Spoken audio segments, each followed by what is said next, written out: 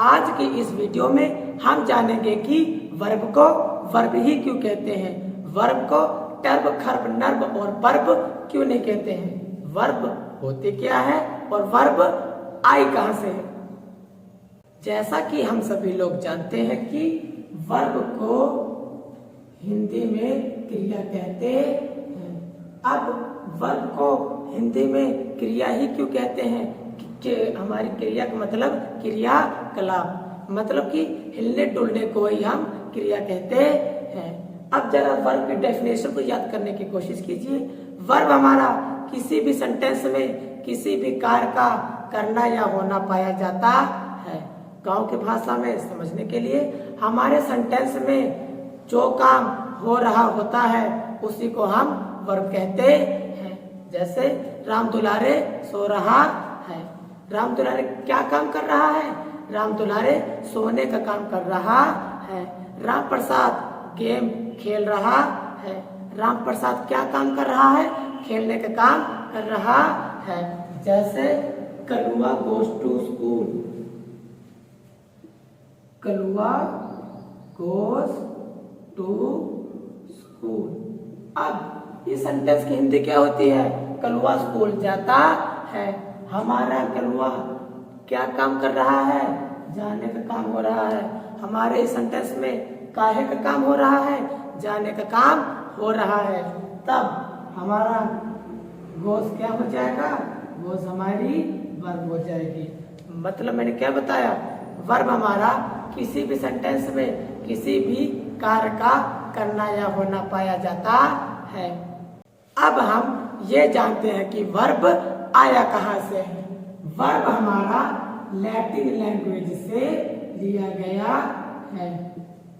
Verb हमारा कहाँ से लिया गया है, वर्ब हमारा लैटिन लैंग्वेज से लिया गया है। जैसा कि मैं पिछली वीडियो में बता चुका हूँ कि लैटिन हमारी एक भाषा है जो फॉरेन कंट्रीज में बोली जाती है।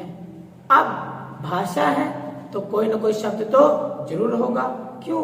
क्योंकि वर्णों से मिलकर ही शब्द बनता है, शब्दों से मिलकर ही सेंटेंस बनता है, सेंटेंस से ही मिलकर के पैराग्राफ बनता है और पैराग्राफ से मिलकर के हमारी भाषा का निर्माण होता है। मैं इतना बताना चाह रहा हूँ कि अगर हमारी लैंग्वेज है तब कोई ना कोई शब्द तो जरूर होगा। वर्ब हमारा लैटिन लैंग्वेज के वर्बम शब्द से लिया गया है। वर्ब हमारा कहाँ से लिया गया है, वर्ब हमारा लैटिन लैंग्वेज के वर्बम शब्द से लिया गया है। आपको वर्बम किस भाषा में लिखा गया है, वर्बम हमारा लैटिन लैंग्वेज में लिखा गया था। अब हमको लैटिन तो आती नहीं है, तब इसी वर्बम का क्या किया, इंग्लिश ट्रांसलेट किया। इंग्लिश हमने क्या किया, ट्रांसलेट किया। क्योंकि उस समय एक समस्या आ रही थी, बहुत सारे लोगों को तो लैटिन आती नहीं थी। जो इंग्लैंड में रहने वाले हैं, भारत के रहने वाले हैं, वो इंग्लिश ग्रामर कैसे पढ़ेंगे। तब क्या किया गया, वर्ब को ही इंग्लिश में ट्रांसलेट किया गया। अब वर्ब को मतलब कि वर्बम को इंग्लिश में क्या कहते हैं, वर्बम को इंग्लिश में वर्ब कहते हैं। अब मान लीजिए ये शब्द कौन सा बन गया, इंग्लिश बन गया। अब मान लीजिए हमको इंग्लिश भी नहीं आती है, तब इसी वर्ब को हिंदी में भी ट्रांसलेट किया गया। हिंदी में क्या किया, ट्रांसलेट किया। क्यों? क्योंकि हमको इंग्लिश भी नहीं आती है। अब इसी वर्ब को हिंदी में क्या कहते हैं, हिंदी में कहते हैं क्रिया, और क्रिया को ही इंग्लिश में वर्ब कहते हैं। आप जरा इसको ध्यान से देखिए, हम यहाँ से निकले और यहाँ पर पहुंच गए। मतलब क्या, वर्ब हमारा लैटिन लैंग्वेज के वर्बम शब्द से लिया गया है। अब हमको लैटिन तो आती नहीं, तब इसी वर्बम का इंग्लिश ट्रांसलेट किया गया।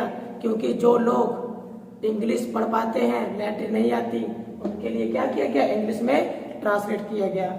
वर्ब को इंग्लिश में वर्ब कहते हैं और वर्ब का हिंदी में क्रिया कहते हैं, और इसी क्रिया को भी इंग्लिश में वर्ब कहते हैं। मतलब कि वर्ब हमारा किसी भी सेंटेंस में किसी भी कार्य का करना या होना पाया जाता है।